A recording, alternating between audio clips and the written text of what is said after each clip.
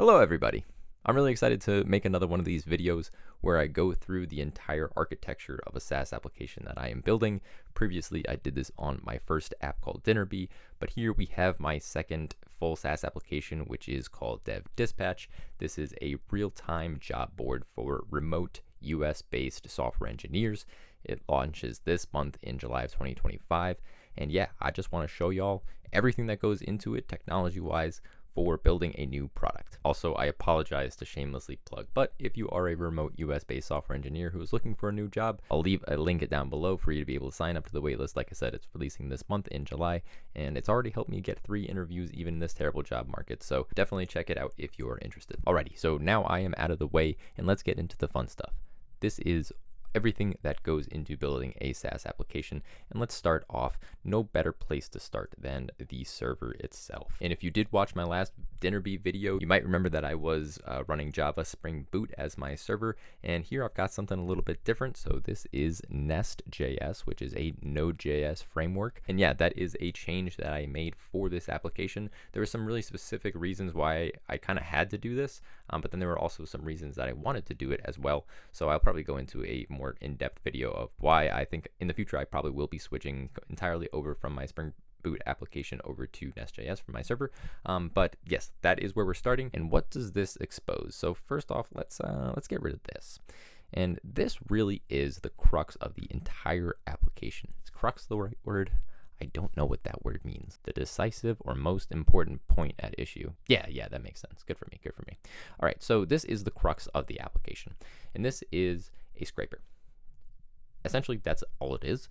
It is definitely the most robust scraper that I've ever built, in the sense that this scraper is going out to 100+ company websites on a given frequency, and it is pulling new jobs, new relevant software engineering jobs. I am using Puppeteer as the library to actually handle the scraping. And in terms of writing each of these scrapers, it can be an individual scraper for each of these company websites. What is really nice though is a lot of them are kind of standardized. So there's 4 main platforms that HR teams will use to host these job applications. It'll be like Greenhouse, Ashby, Workday, or Lever. And I would say about like 60 to 70% of the companies that I've worked with so far are using one of these platforms. It's really easy to just copy and paste kind of what I had for the first one, and it'll more or less just work for all of the other ones, which is really nice. The other 30% of companies are using some kind of custom solution, like literally just baked into their website. And so those are definitely a bit more tedious, having to go in and grab the actual data that I'm looking for in order to populate my database. So like I said, this is the crux of the application. This is the most important information, and really the draw, and I should probably get into this, the draw of Dev Dispatch is that it is a real-time software engineering job board. And what I mean by that is this scraper is working hard. It's working real hard. And it's working so hard, in fact, that the jobs that end up in Dev Dispatch are almost always hitting my platform before they're hitting LinkedIn or Indeed or any of the other job sites, which is what makes it so powerful, is being able to be one of the first to apply to a job and drastically enhance your chances of getting an interview. Because if you get past the applicant tracking system, there's just a so much higher chance that a recruiter, an actual human being, is going to look at your application if it's on the top of the stack of resumes instead of being buried hundreds and hundreds of resumes deep. So the scraper is nice and all, but we also expose an API or a series of APIs from this server, and this is really just encompassing my main business entities, my main domain entities that I need for the actual application. These entities are things like jobs, things like companies. I have users inside my application. Those users can have preferences on which companies they want to see in the job list, and then just a handful of other miscellaneous things that I am exposing as API endpoints. I'll get into some of the fun additions that I have on the side here in a little bit, but first I did mention that obviously I'm storing data, right? All of these API endpoints are essentially CRUD endpoints that do things like create, read, update, and delete entities. So where do those live? They live in a database, and this is a Postgres SQL database that I am hosting on AWS RDS. That stands for Relational Data Store, and this is just a really easy way to spin up a server that can host your database, and you're able to control all kinds of things about it, such as its storage and its memory. I'm running a pretty lightweight instance of this, as lightweight as I can get, honestly, inside of AWS. The amount of data and load that I'm trying to put on this database is not going to be anything insane.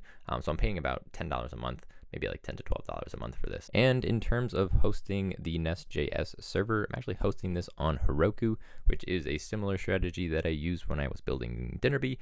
It is so easy to get up and running on Heroku, and Heroku is a platform as a service, so it essentially is hosting on AWS, but it can extrapolate a lot of the complexities that come with AWS and just give you a really simple interface.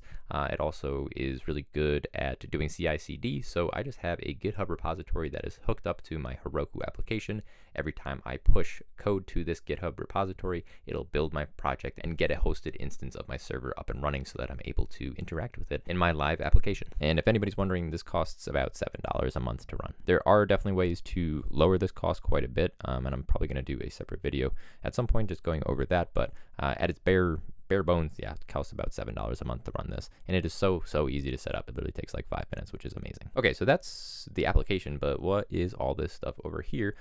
Look at this. This is everything that I had over here is also over here. We're duplicating it. I've got 2 instances of this up at any given time, and let's get into why. So this server, which is hosted on Heroku, is actually only responsible for exposing all of these API endpoints that I need for my application to be able to hit. I am not doing any of this scraping inside of this server.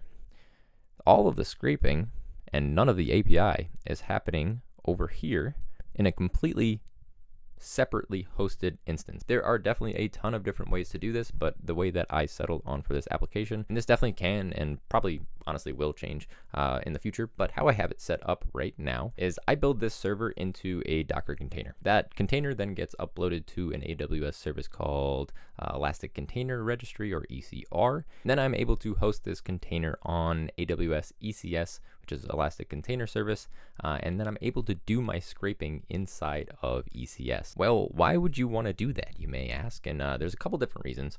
The first is scraping is volatile. Volatile is definitely the word I would use for it, and it is definitely a good idea to reduce the volatility of your environment that you're running in so that you don't have as many scraping issues that could come from just different platform issues. And so when you're running this server, this application inside of a Docker container, you can specify exactly what runtime, what operating system that this application should use, and all of that just stays the same, and you don't have to worry about that. The only thing that you have to worry about is something on a company's website changing, like an HTML tag, and then you have to just update your scraper. So that's the first reason. And the second reason is what you can do inside of ECS is you can create tasks. And a task is essentially a different definition or a different hosted version of this container. Right, so I upload this container, which has my server, my application, and it starts it, it runs it, it exposes a port, and I can do that with multiple different versions or just any number of these applications running at any given time, which is really cool and really nice because, like I said, I want this scraper to be kind of a workhorse. I want it to be running frequently, very frequently, so that I can get as near real time as possible. And what I can do is I can create these scheduled tasks. So essentially, it'll spin this container up on a cron schedule that I define, and it'll run through. I have a different entry point just for running the scraper part of this application.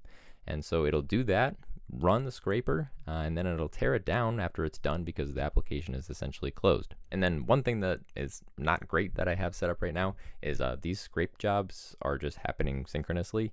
And so it'll literally be like one after the other. It'll spin up a browser, get all the data for Airbnb, close it, go to Netflix, and just on and on and on. And so what I can do is I can also just have different versions of this server that are scraping different pieces or different quantities of these jobs at any given time, and they can overlap, they can run right after each other, or just run whenever I want them to, and they won't be competing with each other. Like I said, there's different ways to go about this. Like I definitely could have written each of these events, these companies, to a queue, and then those messages could have been picked up by a worker, like a server, or any number of these servers that I needed at any given time. This is the route that I'm going at the moment, and honestly, it's working out pretty well so far. to scrape about 100 companies is taking like 10 to 15 minutes.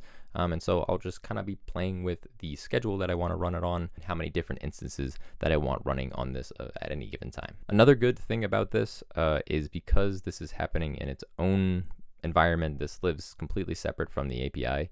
This will never eat resources away from the API. So if I have the server job running, and like I said, it's going to be running very frequently, especially during business hours, if somebody's trying to use the application and just try to hit the API endpoints for my application, they won't be getting bogged down by this server and this scrape job taking all the resources from the server. And one thing that would make this whole quality of life a little bit better is if I had some better CI/CD set up for this. So right now, essentially every time I make an update to this scraper, I have to manually rebuild an image and then push a new version of my ECS application, and then just wait for that next job to run.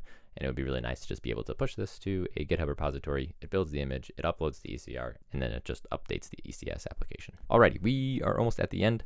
Let's go over to front-end land real quick. I have a domain that is dev-dispatch.com. And if you are still watching this video, I really do appreciate it. Like I said, if you're interested in signing up for the waitlist, definitely check it out at dev-dispatch.com.